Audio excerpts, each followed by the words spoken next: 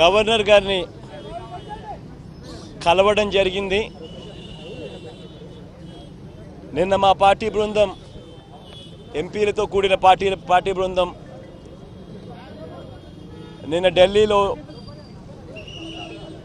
Central election కమిషన్ను కూడా కలిసి రిప్రజెంటేషన్ ఇవ్వడం జరిగింది. మళ్ళీ అవే అంశాల మీద ఇక్కడ గవర్నర్ గారిని కూడా కలిసి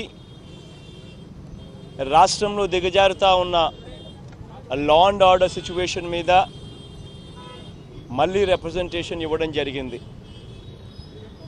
రాష్ట్రంలో ఏ రకంగా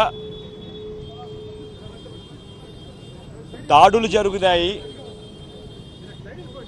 దాడులు జరిగిన తర్వాత ఎన్నికల రోజు ఎన్నికలు అయిపోయిన తర్వాత జరిగిన ఆ దాడుల్లో ఏ రకంగా చంద్రబాబు నాయుడు గారు దగ్గరుండి పోలీసు వ్యవస్థను దుర్వినియోగం చేస్తూ ఏ రకంగా తనకు సంబంధించిన వ్యక్తులు ఇంకా పోలీస్ డిపార్ట్మెంట్లోనూ ఇంకా ఇతరాతర డిపార్ట్మెంట్లలోనూ ఇంకా ఏ రకంగా దగ్గర ఉండి వాళ్ళను ఉపయోగించుకుంటూ ఏ రకంగా దొంగ కేసులు పెట్టే కార్యక్రమం చేస్తూ ఉన్నారనే దాని విషయాల మీద చెప్పడం జరిగింది. పోలింగ్ బూత్లోకి వెళ్ళి పోలింగ్ బూత్లోకి తాను పోవడమే ఒక క్రైమ్ అయితే అక్కడికి వెళ్ళి పోలింగ్ బూత్లో ఉన్న డోర్ను లాక్ చేసుకున్నాడు. It is recorded. మరి పోలింగ్ బూత్లో పోలింగ్ ఆఫీసర్లు లేరా, పోలింగ్ ఏజెంట్లు లేరా?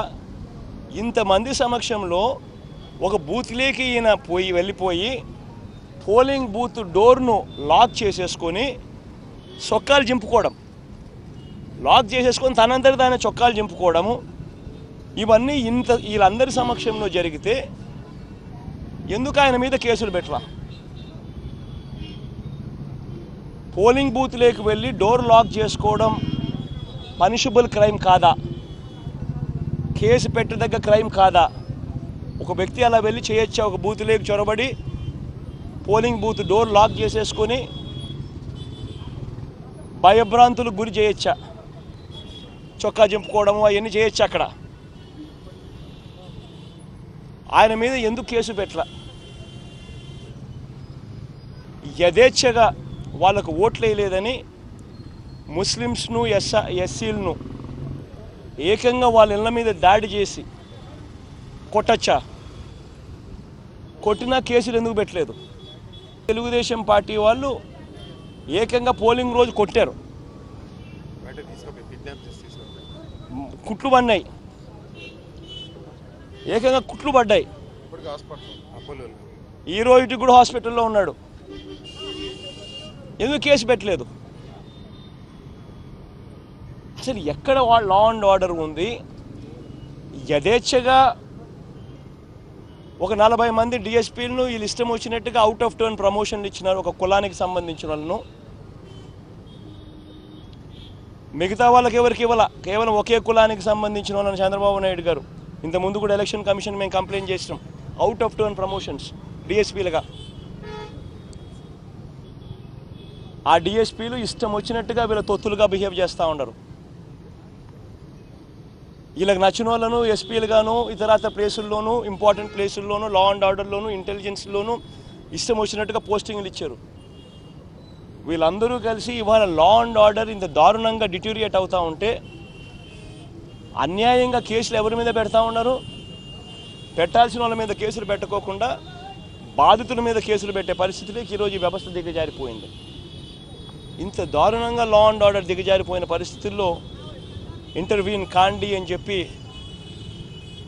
గవర్నర్ గారిని రిక్వెస్ట్ చేసినాం. ఈవీఎంలు మచిలీపట్నంలో ఈవీఎంలు వీళ్ళు పోస్ట్ చేసుకున్న అధికారులు, ఆర్డీఓలు గాను కలెక్టర్లు గాను వీళ్ళు పోస్ట్ చేసుకున్న అధికారులు ఏకంగా ఈవీఎంలో స్ట్రాంగ్ రూముల్లో పెట్టిన ఈవీఎంలను ఏకంగా డోర్లను ఓపెన్ చేసి ఈవీఎంలు బయటికి తీసి ఏ రకంగా చేయగలుగుతారు? There is a procedure for it. ఆ రకంగా స్ట్రాంగ్ రూమ్ డోర్లు ఓపెన్ చేయాలి అని అంటే క్యాండిడేట్లను పిలవాలి, క్యాండిడేట్ల సమక్షంలో జరగాల. ఎందుకు మా క్యాండిడేట్లు పిలవలేదు?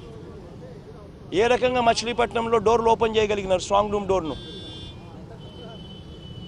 సో అది కూడా గవర్నర్ గారి దృష్టికి తీసుకొచ్చాం. పారామిలిటరీ ఫోర్సెస్ పెట్టాల్సిందే, స్ట్రెంగ్త్ ఇంక్రీజ్ చేయాల్సిందే, రాష్ట్ర ప్రభుత్వం పరిధిలో నుంచి సెక్యూరిటీని బయటికి తీయాల్సిందే, కేంద్ర ప్రభుత్వం పూర్తిగా కంట్రోల్లోకి తీసుకోవాల్సిందే స్ట్రాంగ్ రూమ్స్ అన్నిటినీ. అక్కడ పెట్టిన సీసీ కెమెరాస్ లైవ్ ఫీడ్ కలెక్టర్ల కార్యాలయానికి కాదు పెట్టాల్సింది, డైరెక్ట్గా election commission, state election CEO, Delhi CEC డైరెక్ట్గా వీళ్ళకే ఆ ఫీడ్, లైవ్ ఫీడ్ పోయేట్టుగా చర్యలు తీసుకోవాలి. చంద్రబాబు నాయుడు గారు తాను చేసిన స్కామ్స్ మీద తన అధికారం కోల్పోయిన తర్వాత ఆ ఆధారాలను మటుమాయం చేసే కార్యక్రమంలో భాగంగా చంద్రబాబు నాయుడు గారు ప్రయత్నాలు చేస్తూ ఉన్నారు. ఇది కాక తనకు సంబంధించిన వాళ్లకు, తనకు సంబంధించిన బెనామీలకు, కాంట్రాక్టర్లకు విచ్చలవిడిగా చెక్కులు వాళ్ళకు మాత్రమే ఇచ్చే కార్యక్రమాలు చేస్తూ ఉన్నారు. ఇవన్నీ కూడా కంట్రోల్ చేయండి. ఇది vote on account budget, vote on account budget కాబట్టి కొత్త ప్రభుత్వం వచ్చేదాకా చంద్రబాబు నాయుడు గారు సెక్రటేరియట్ను కూడా దుర్వినియోగం చేస్తూ, సెక్రటేరియట్ను కూడా కంట్రోల్లోకి తీసుకొని తన అన్యాయాలను కొనసాగించడం ధర్మం కాదు. అక్కడ కూడా గట్టిగా మీరు యాక్షన్ తీసుకునే కార్యక్రమాలు చేయండి అని కూడా గవర్నర్ గారికి రిక్వెస్ట్ చేసి యాక్షన్ తీసుకోమని చెప్పి కూడా చెప్పడం కూడా జరిగింది. ఈ ఈవీఎంలకు సంబంధించి నేను చంద్రబాబు నాయుడు గారిని, ఇన్ఫ్యాక్ట్ మీరంతా కూడా చంద్రబాబు నాయుడు గారిని ఒక ప్రశ్న సూటిగా అడగాలమ్మా, ఒక ప్రశ్న సూటిగా అడగాలి చంద్రబాబు నాయుడు గారిని. ఈవీఎం మూడోది చంద్రబాబు నాయుడు గారిని మీ తరపున అడుగుతా ఉన్నా, మీరు కూడా దయచేసి అడగండి. ఇదే పెద్ద మంచి చంద్రబాబు నాయుడు 2014లో గెలిచింది ఈవీఎంలతో కాదా? అప్పుడన్నా ఇంకా వీవీప్యాట్లో ఇంకా లేవు, ఇంకా మేము అనాలా. అప్పుడు బటన్ ఎవరికి నొక్కినామో, ఏ ఊరికి పోటు పడిందో మాకు తెలియదని మేము అనాలా.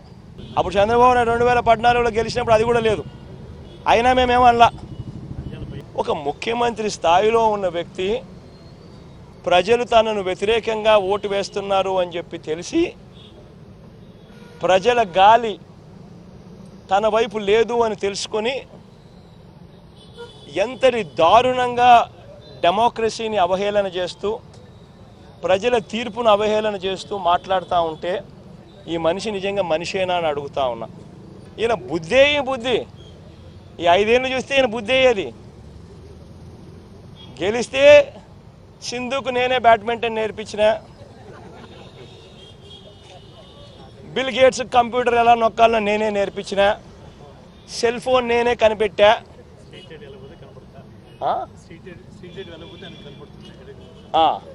ఎక్కడన్నా కానీ స్ట్రీట్ లైట్ వెలగకపోతే నా కంప్యూటర్లో నాకు కనిపిస్తుంది. ఇవన్నీ తాను అన్యాయమైన మోసపూరిత పాలన మీద రాకుండా నేరాన్ని నెట్టేందుకు విశ్వ ప్రయత్నం చేస్తూ ఉన్న అన్యాయమైన పరిస్థితి ఇవాళ ఈ రాష్ట్రంలో చూస్తూ ఉన్నాం. ఇటువంటి దుర్మార్గుడు, ఇటువంటి మోసగాడు, ఇటువంటి రాక్షసుడు, ఇటువంటి అన్యాయస్తుడు ఎంత త్వరగా పోతే ప్రజలకు అంత మంచి జరుగుతుంది.